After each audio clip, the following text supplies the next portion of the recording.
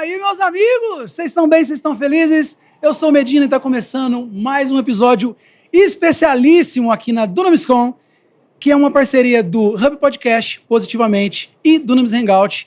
E hoje eu estou me sentindo o leão na cova dos Daniéis. Aqui, ó, nessa mesa maravilhosa.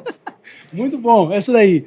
Olha só, eu não quero perder tempo, eu quero falar rapidinho dos nossos parceiros, que é a Sobrancelhas, a Destra Originais, e eu quero falar especificamente hoje da Avivar, que é um marketplace de eventos cristãos. Como que funciona isso?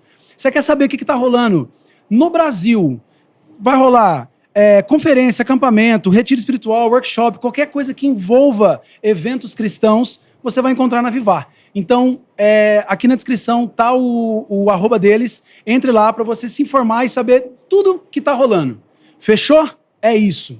Vamos pro papo. Quero apresentar hoje aqui, ao meu lado, não preciso nem apresentar muito vocês, né? Mas Douglas Dizascope, tudo bem? Como é que você tá? Fala, galera. Já subi agora. Mudamos. Muito bom. Acabou. Aqui temos Daniel Lara. Fala, gente. Tudo bem? Prazer. Bom demais estar aqui com vocês. Tô no mesmo sentimento que você, tá? Ah, tá sendo falsa modéstia. Ele é um dos caras mais humildes que tem Não, no Brasil. não. Nível Brasil. Nível Brasil. Esse título realmente é para um cara não humilde, né? Davi Miranda. Um prazer estar aí, né? Honrado. E aqui, Matheus. Marcelo. Matheus, não. Marcelo Cruz. É que ele é a primeira É o vez. 10º podcast seu. Exato. E ele é o único que eu tô conhecendo hoje, então, prazer. Prazer, Medina. Tudo bem? Agora Uma não vou honra errar tá seu aqui, nome cara. mais. É isso. Então vamos lá. Hoje o tema é liderança.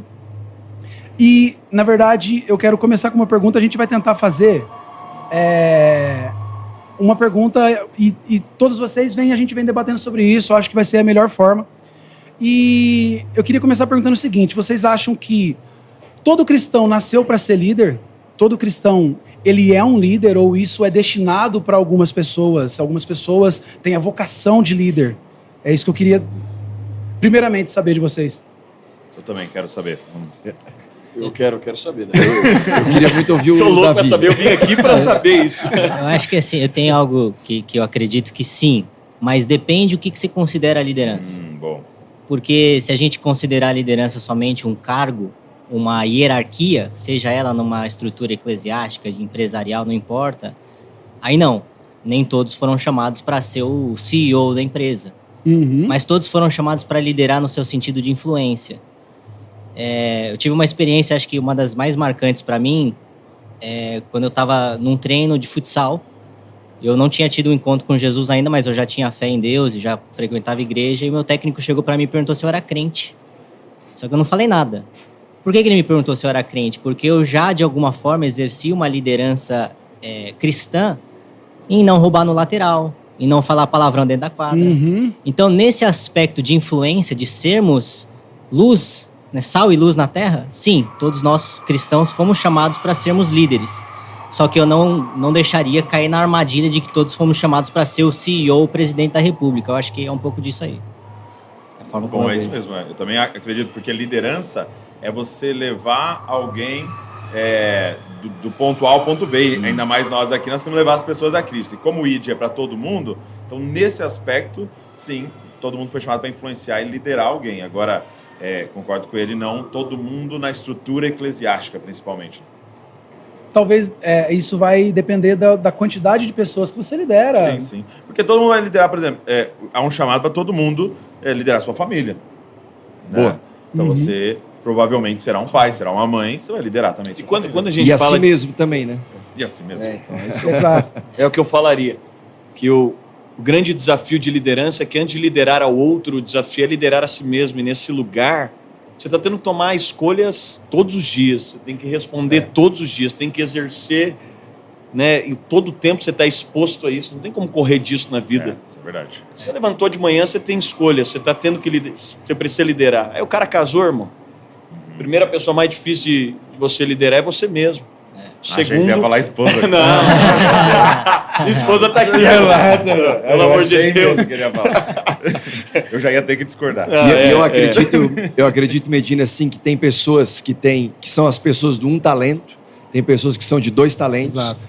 e aqueles que são de 5 talentos. O que é importante é que todo mundo multiplique conforme o que Deus entregou. Cara, se você entrar na doença da comparação, você vai se frustrar, mas que todo mundo tem um chamado para a liderança a começar por si mesmo, isso é muito claro, né? Agora, tem uma frase que diz que liderança é influência, nada mais, nada menos. Então você tem que começar a influenciar a partir do seu círculo íntimo e assim você vai crescendo na sua influência. Até pegando o que o Dani falou, que você acorda, você é o líder e você tem que assumir essa responsabilidade. E como que vocês lidam com essa questão de... Porque a gente é ser humano, tudo bem que você pode estar à frente de uma igreja de milhares de pessoas, mas você vai ter suas fraquezas, você vai ter suas vulnerabilidades, mas vocês são os líderes. Como que vocês lidam com isso, com essa questão de ser humano? Só que tem muitas pessoas que confiam em mim e precisam que eu esteja de pé. Cara, uma coisa assim que eu tenho pensado muito na igreja, todos nós somos ovelhas. O pastor é uma ovelha. Por quê? Porque nós temos um pastor, que é Cristo. Uhum. Todos nós somos membros, entendeu? E nós temos um cabeça. Então, a gente não pode perder essa característica de membro e de ovelha. Claro que uma ovelha mais velha, um irmão mais velho, mais experiente, que está ajudando outros irmãos. Mas no fim nós somos todos irmãos. Então, essa é uma das coisas mais fundamentais, é a gente ser membro da igreja. Eu tenho brincado assim para os pastores, né? Acho que você deveria chegar na sua igreja e falar, olha, gente, como é que faz para ser membro aqui? Porque o pastor, às vezes, é o primeiro a não ser membro, né? E aí, num dia de fraqueza, num dia mal, ele não tem quem cuide dele, porque ele não desenvolveu isso. Então, assim, é muito importante que o pastor tenha relacionamentos com outros líderes para que mutuamente eles possam cuidar um do outro e ter esse ambiente de vulnerabilidade, de abrir o coração. Eu complementaria isso que o Douglas está falando, a questão da dependência, né? Como é que eu resumiria liderança? Liderança é visão, é para onde se está indo. Assim como na vida, para onde você está olhando é para onde você vai. E da onde vem visão? É Deus, porque quem somos nós? É cego guiando cego. Nós somos cegos, né? Olhando para a vida, eu uso uma analogia que nós estamos dirigindo um carro onde a gente não consegue enxergar através do para-brisa. Então, esse lugar de dependência em Deus, de não negociar o nosso secreto com Deus, de não negociar a nossa comunhão com os irmãos, de fazer parte de uma igreja, eu acho que isso é a essência. Deus tem me trazido muito para esse lugar de essência, cara, porque quando você está no lugar de dependência e sensibilidade ao Espírito Santo, a liderança ela vem natural. Você não precisa se esforçar para ser um líder se você está seguindo o mestre. O que Paulo falou? Sejam meus imitadores assim como eu estou seguindo ele. Esse é o nosso versículo base de discipulado, porque no momento que eu me afastei de Cristo, você não tem responsabilidade nenhuma de me seguir, porque aí você está seguindo um ser humano. Mas aí quando você segue um líder que está seguindo a Jesus Cristo, está completamente próximo a ele, seguindo os passos de Jesus ali na intimidade, na sensibilidade, você está seguindo o próprio Cristo. Então, esse lugar de dependência, de sensibilidade, de essência, de estar ali bebendo da fonte da água viva, é o único lugar que nós vivemos, de fato, vida em abundância e, consequentemente, de uma forma natural, a nossa liderança. Muito bom. Muito bom. O Douglas falou, e uma coisa que esses dias me pegou muito foi quando João Batista começa a chamar o povo para o deserto, e começa a ter caravana do deserto, né? Então, assim, o dono Deserto Church, o dono da empresa de ônibus está lucrando, porque a galera está indo para o deserto. E tem uma pergunta que vai ressoar em todo líder. E constantemente eu sou confrontado por ela. Você é o Cristo? Ei. João Batista é confrontado por uma pergunta que todo líder vai ter que responder. Você é a salvação que eu preciso? Você é a salvação que o meu casamento precisa? Nós estamos num momento que a gente transformou as igrejas em algo gourmetizado. Então eu quero mostrar que na Dínamos você vai ter algo muito melhor, que na verdade, porque aqui a gente tem uma porção do Cristo, que se o seu casamento não foi resolvido lá... A do Cristo. Tá aqui. E esses dias eu fui muito confrontado pelo que custou para João Batista assumir, eu não sou o Cristo. E eu acho que um grande problema que a gente tem nesse aspecto de se tornar referência, e aqui talvez é um valor que a gente fala pouco, mas quando a gente fala nesse caminho de um homem guiando homens, nós só somos referências. Então eu cheguei aqui no Expo Imigrantes e me falaram o seguinte: Dênio, você vai entrar e tem um posto, o posto é a referência, quando você vê o posto, você pode virar, porque o posto está muito perto. Mas se eu tivesse terminado o meu trajeto no posto, não estava aqui agora. Qual que é o nosso grande problema? É que nós construímos uma mentalidade de liderança que é o ponto de chegada. Um homem nunca vai ser o ponto de chegada. O pastor mais incrível, Douglas, Marcelo, Davi, Medina, são gente incrível. Mas me perdoem, rebaixem-se. Todos nós nos rebaixamos ao olhar para Cristo. E eu fico pensando o que custa para João Batista dizer, é claro que na próxima semana o culto de João Batista tinha menos gente. Estava com 4 sessões, teve que fechar 2. Porque, aliás, esse cara não vai resolver o meu problema. E eu acho que nós criamos uma mentalidade de liderança que resolve os meus problemas. Nós criamos no Brasil uma mentalidade de discipulado, como o Douglas estava falando, que ela vem de um pressuposto de paternidade. E Jesus, o próprio Jesus não veio para chamar os discípulos de filhos. E nem os discípulos chamá-lo de pai. Ele veio como irmão. Como irmão. Então, assim, qual que eu acho que é o nosso grande problema? E por que as pessoas têm tanto medo de liderança? Porque, de alguma forma, elas querem assumir um papel de paternidade. Mas não um papel de paternidade, é na revelação do irmão que o pai é visto. Então é nesse lugar, e aí fica muito mais leve. Porque como irmãos, eu também não estou esperando uma perfeição do Douglas, eu não estou esperando que ele seja o meu ponto de chegada. E como que o líder guarda o coração para não cair nisso? O Marcelo que sabe. Isso é perigosíssimo. O Dênio estava falando, eu me lembrei. Eu peguei um voo agora, Douglas, e aí quando eu desci da aeronave, todo mundo descendo junto, e eu entrei numa porta errada. E eu estava na frente. Quando eu olhei para trás, estava todo mundo atrás de mim, nessa mesma porta errada. Liderança! Aí eu pensei assim, cara, olha o risco que a gente corre, o perigo que a gente assume em estar liderando pessoas se você não tiver clareza do lugar que você está indo. Então eu diria que hoje a maior crise que essa geração vive é uma crise de referência. Cara, para quem que eu vou olhar? Um modelo de liderança saudável, de pessoa que me inspira, mas não me manipula, de pessoa que tem amigos. Se o ápice da liderança de João 15 é ser amigo e não ser o dono, não ser o chefe, mas é ser amigo, cara, olha a responsabilidade que nós, líderes, temos nas mãos quando você olha para uma galera, 15 mil jovens, querendo saber para onde você está indo. E de repente você pega uma porta qualquer. E daí, cara, Marcelo, deixa eu só abrir um adendo aqui entre grandes pastores, o custo dos escândalos. Aí, sim. O custo e eu sempre digo para as pessoas, é custo quando uma igreja cai, quando um pastor cai em adultério. O corpo sofre. Quando é um custo. Por quê? Porque é justamente esse aspecto. É alguém que passou anos empreendendo algo, desenvolvendo algo. Isso, e para mim, só tem uma forma de nós nos livrarmos disso, porque não tem como nós criarmos um modelo onde homens não vão falhar e não vão entrar em portas erradas. O Douglas fez um podcast com o Thales que, cara, ficou uma frase muito forte comigo. O Thales estava nos Estados Unidos, o Douglas fez esse podcast online, e o Thales falou um negócio assim, cara, o homem não foi feito para ser adorado. Eu até fico arrepiado, porque a gente estava agora, né, no louvor ali, e, cara, você ouve 15 mil jovens muito forte, gritando, aquilo mexe com a sua estrutura. E é por isso que eu ressalto o perigo do lugar de destaque. É por isso que Deus não usa ninguém sem antes esmiuçá-lo.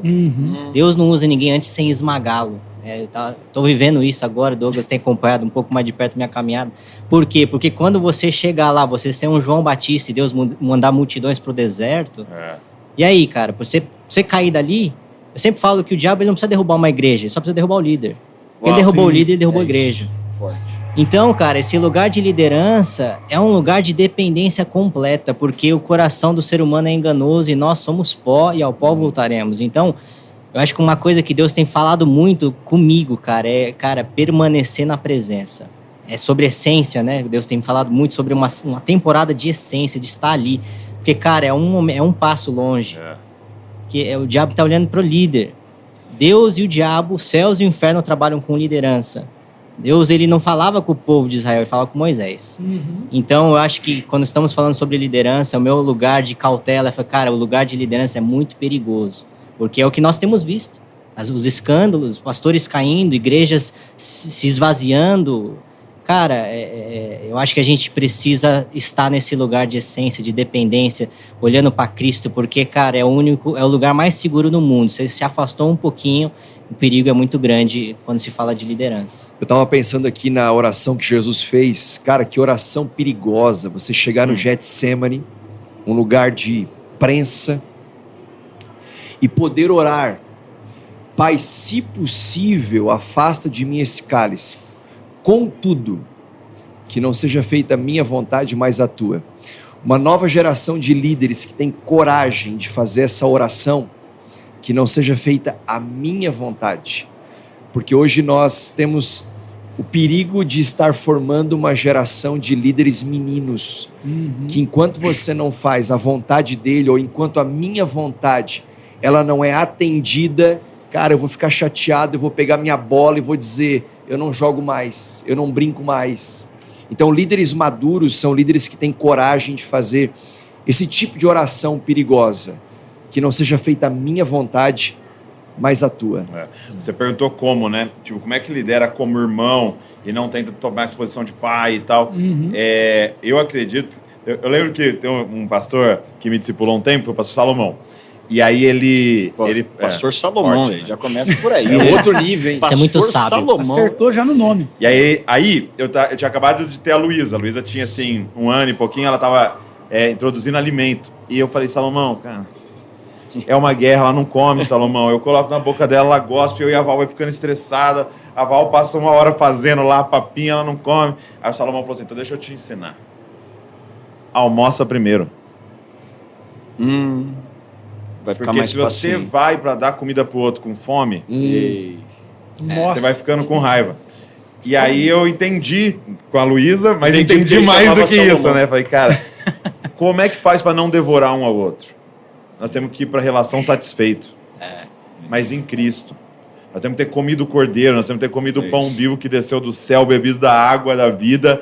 E aí nós vamos para a relação para derramar. Né? Então aí eu não fico tentando ter aplauso, suprir minhas carências, sabe? Não consegui ser advogado, não consegui ser jogador de futebol, não consegui ser não sei o que lá. Vou ser pastor agora para ver se eu consigo algum sucesso. Não, você vai satisfeito. Eu sou filho de Deus, sou amado, tenho herança do Senhor na minha vida e eu quero servir agora. Então, acho que é o maior desafio nosso, é se manter satisfeito. Né? E eu acho que dentro desse aspecto também, a gente até falando desse lugar de referência, lembrar que o papel de um líder cristão é revelar Cristo. Exato. Nós temos um líder supremo, nós temos um modelo. O que eu penso é que alguém diante de uma decepção com o líder, no momento que ele se frustra, quando alguém serve numa igreja, no momento que ele se frustra, também é uma exposição que talvez a gente pode passar anos dentro de uma igreja, conhecer o modelo, vestir a camiseta, ir no domingo, amar o pastor, mas não conhecer Cristo. Parar no ponto de referência. E esse é o ponto. E para mim, isso é muito forte, porque a provocação de Jesus para os discípulos, quem os homens dizem que eu sou, a gente deveria olhar para a igreja brasileira hoje e dizer: cara, é muito fácil dizer quem Jesus é. A gente tem várias músicas falando quem ele é. A gente tem... Tá tudo muito fácil. Mas Jesus aprofunda em vocês. Quem vocês dizem? Se um líder, ele não levou alguém a capacidade de perceber Cristo ao ponto dele se tornar inútil, como diz um amigo meu, inclusive nesse processo, e por exemplo, eu venho de muitas transições, assumi em transição, eu já transicionei, estou partindo para mais uma transição ministerial, e o que eu percebo? É que nós temos muita dificuldade de nos tornar inúteis nesse processo. Mas o que acontece com João Batista depois de revelar que ele não é o Cristo é que os seus discípulos começam a seguir Jesus. Ele perde seguidor. E se a gente trabalhasse para perder seguidor? E eu extraio do que o Daniel e o Douglas estavam falando. Tem um ditado, eu esqueci quem falou esse ditado. Ele diz assim: ser exemplo não é a melhor forma de liderar, é a única. E quando a gente está falando sobre discipulado e o Jesus Copy, que o Douglas ressalta em tudo que ele faz, é exatamente sobre exemplo. O exemplo que Jesus nos deixa, e quando estamos seguindo o exemplo perfeito de Jesus, nós nos tornamos esse exemplo, que é exatamente essa questão, né? Então, assim, é muito fácil sair desse lugar. E eu diria que, eu acho que, sim, a gente precisa ser em essência, porque é muito mais fácil do que você tentar fingir. Quando você está se alimentando de Cristo, quando você está de fato vivendo uma vida com Ele, você de uma forma natural vai ser esse exemplo para a sua igreja, para o seu ministério, para o que for que seja. Eu gosto de me lembrar, Davi, algo sempre, né? Você não tem autoridade para pregar o que você sabe.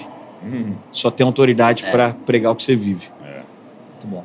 E eu acho que a hipocrisia é o pecado mais simples para alguém que lidera. Para um pai é muito fácil ser hipócrita. Você se indigna que o outro faça alguma coisa que você... E para quem lidera na igreja, como nós somos assolados o tempo inteiro com a hipocrisia de pregar o que a gente sabe. E a gente é sempre lembrado que a gente só pode pregar o que a gente vive. E essa é a dureza de Jesus com os fariseus, né? E é o que muitas vezes faz com que alguém, quanto mais ele cresça, mais farisaico ele vai se tornando. O que vocês... Eu sei que o Daniel passou por isso recente. Douglas... Eu só não conheço muito a história, mas eu sei que vocês já passaram por isso. E eu queria saber o que vocês estão fazendo para levantar a próxima geração de líderes na igreja de vocês. Marcelo, viveu a mesma coisa, Marcelo. Marcelo, viveu também? A gente precisa trazer você num episódio só com você pra gente saber da história. Bora. Precisa fazer isso urgente. Porque da mesma forma que talvez... A história do Marcelo ainda é mais profunda porque ele assume da sogra, irmão. Meu Deus. Olha da só. sogra. Muito forte. Isso é forte. Isso é milagre. Então eu queria saber o que vocês estão fazendo para estar já encaminhando talvez isso, talvez, por mais que vocês ainda estejam no início, né? Mas vocês já precisam pensar também na próxima geração de líderes, né? Sim. E o que vocês estão fazendo para isso? O que vocês pensam a respeito disso? E aí, Marcelo? Pensar, a gente pensa em tantas coisas. Isso muito. Agora, o que nós estamos fazendo, eu penso que você investir em discipulado, mais do que você só focar nos eventos, eles são importantes, eles são fundamentais, mas você focar em discipulado, você levar a Bíblia para dentro das pessoas, você trabalhar cosmovisão cristã, isso não só na sala de aula, não só nas classes, mas isso começa a partir do púlpito, você dar cosmovisão cristã, você trazer consciência da responsabilidade que cada crente tem no sacerdócio universal, que já foi conquistado para cada um com a reforma de Lutero. Então, trazer consciência, trazer cosmovisão cristã e você investir na próxima geração através de um discipulado bíblico. Claro que você não colhe, Medina, isso no curto prazo, mas se você não estabelecer uma visão de longo prazo, você pode perder uma geração. E você só consegue ganhar uma geração se você pensa no longo prazo. Por exemplo, em Tubarão a gente tem um colégio com educação por princípios. Legal. É uma forma prática de você investir na próxima geração. Cara, nós começamos lá atrás com uma turminha de 12 alunos. 2025 são 1.000 alunos estudando todos os dias, com cosmovisão cristã, você dando princípios bíblicos. Cara, isso dá trabalho. Isso exige recurso financeiro investido, são mais de 150 colaboradores direto, então isso exige gestão. Então, quando você pensa no longo prazo, você não é um tiro que você vai dar, não é uma bala que você vai usar. Você tem que ter as multifacetas de uma liderança que você vai trabalhando. Você vai trabalhando educação, você vai trabalhando no discipulado bíblico, você vai trabalhando a formação nas universidades e aí por diante. Muito bom. E assim, né, o Marcelo trouxe essa parte bem prática do que a gente precisa ir fazendo a longo prazo para isso acontecer. Né? Então não adianta alguém acordar e falar, quero fazer transição. Você não preparou ninguém. É isso. Não tem transição. Vai ser mal feita. Né? Então a transição começa lá no início, 10 anos. Né? 10 anos atrás tem que começar. Eu gosto de pensar que transição não é um dia. Transição é um estilo. É um estilo. Então assim, quem está transicionando é um cara que sempre está ensinando o que faz. E aí acho que mata um pouco também esse desejo de superioridade. É quando eu mostro que é fácil o que eu estou fazendo. Não, e é muito doido porque Jesus começa a transição no primeiro dia do ministério.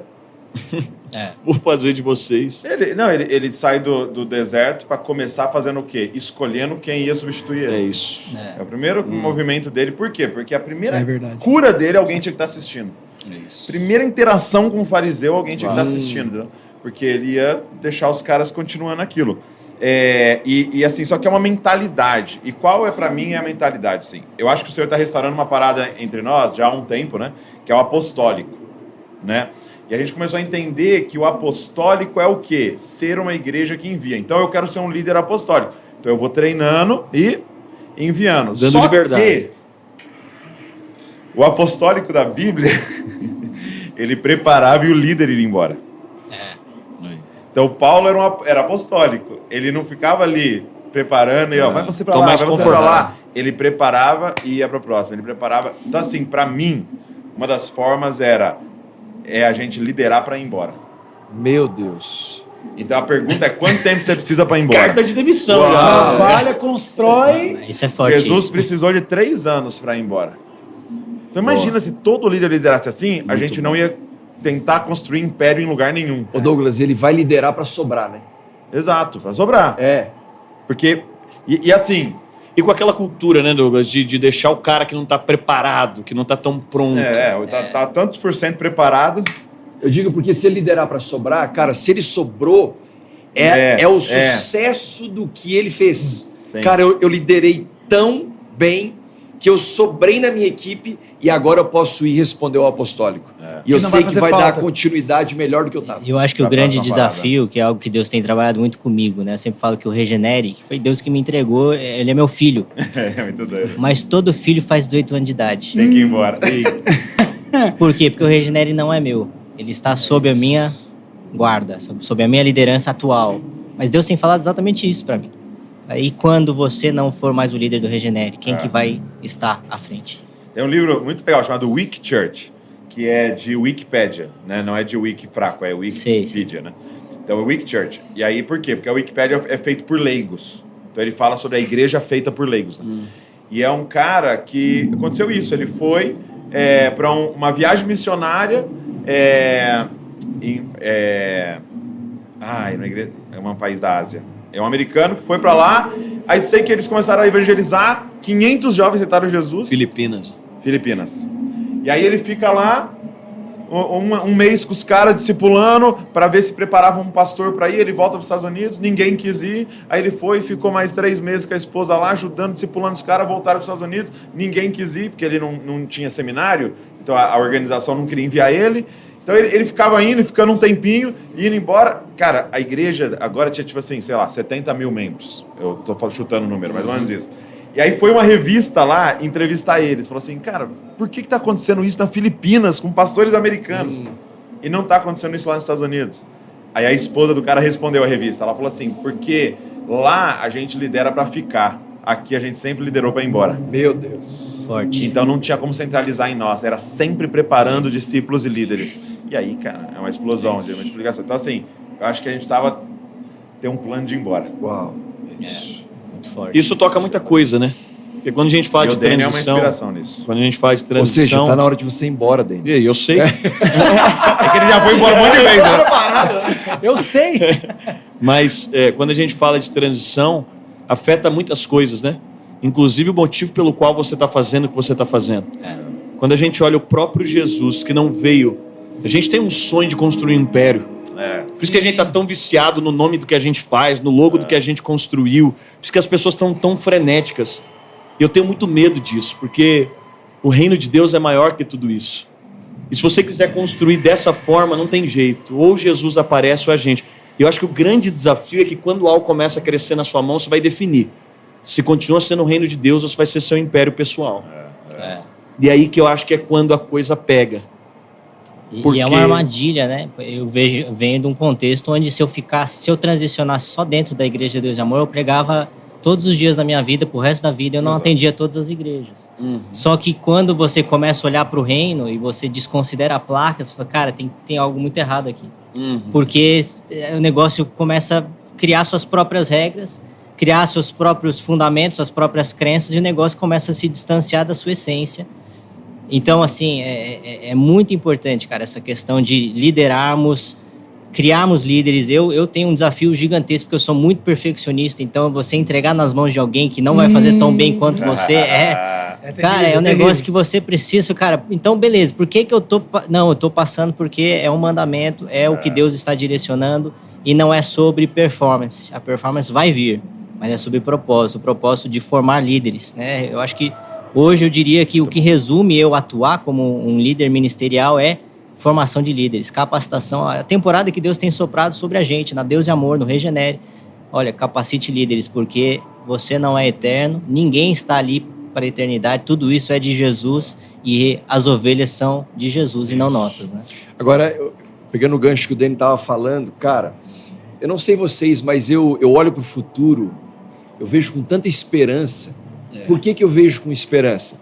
Quando a gente está numa mesa como essa, a gente viu os nossos pais se degladiando, mas a gente consegue hoje, como nova geração, sentar como amigos e poder olhar como pares e celebrar o que o outro está fazendo, cara. Antes era concorrência, né? Cara, eu acho isso é um privilégio para nós hoje. Eu poder ver o que o Douglas está fazendo, o Davi, o Dênio agora inovando nos prédios dele, a gente conversando, tirando onda um do outro. Cara, que coisa saudável você poder tanto brincar com um amigo seu de ministério, quanto poder celebrar, porque é fácil você estar com esse cara quando ele está passando por um momento difícil.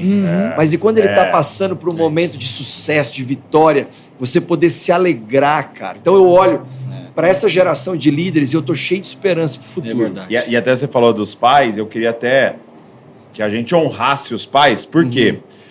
Porque se isso é possível, é porque é uma mesa de filhos. Uau! E eles foram bons pais para a gente poder fazer isso. E eles nem entendem a gente num certo sentido, porque era uma mesa de órfãos. Não Só que eles pais. foram bons pais. Boa! E aí a gente pode sentar aqui mais satisfeito na paternidade, porque assim, é muito doido. Quando você tá com órfãos, com espírito de orfandade, é assim, ó. Nós estamos aqui, nós vamos pedir pizza, né? A pizza tem 8 pedaços. Se a gente falar assim, vamos trazer mais um, qual que é a cabeça? Pô, vai menos pizza pra cada um. Um a menos. Vai dividir mais ainda. Não chama mais um, não. Entendeu? É concorrência.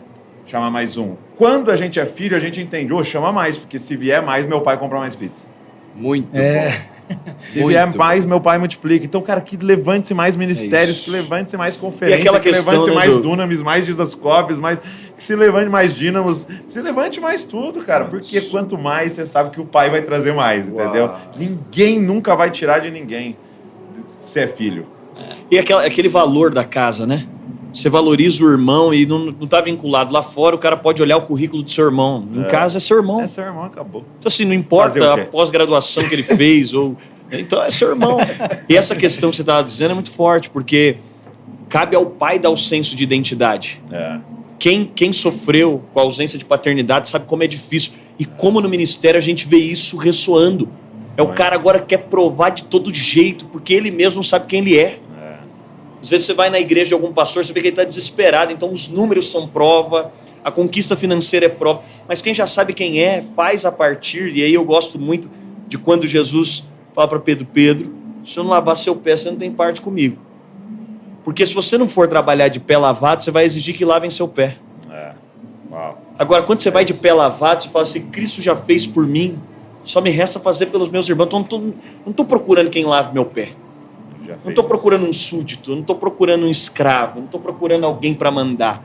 Eu digo que Deus não nos deu pessoas. Quando Deus nos dá liderados, Ele não dá para quem mandar ou quem mandar. Ele dá por quem morrer. Então Jesus, quando desce do monte, vai escolher 12, Ele não escolhe 12 homens para mandar.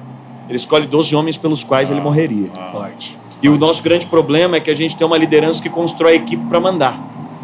Mas Ele nos chama a construir equipe para morrer.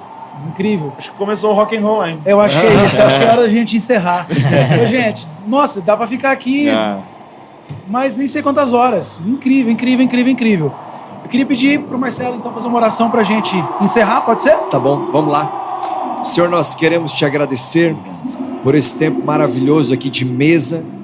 A mesa aproxima, a mesa restaura, a mesa identifica, a mesa encurta as distâncias, e nós oramos para que tudo aquilo que nós falamos aqui, mediado pelo Medina, junto com Douglas, o Davi, o Dênio, possa alcançar pessoas que estão passando por momentos como nós já passamos, ou aqueles que ainda nós nem passamos, mas ainda viveremos, e que haja uma colaboração e um espírito de orfandade seja substituído pela paternidade e sejamos pessoas bem resolvidas como discípulos de Cristo.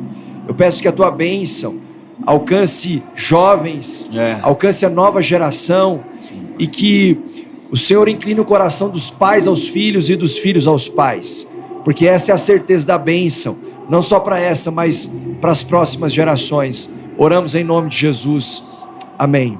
Amém. Meus amigos, muito obrigado. De verdade, foi incrível. Medina. Muito obrigado.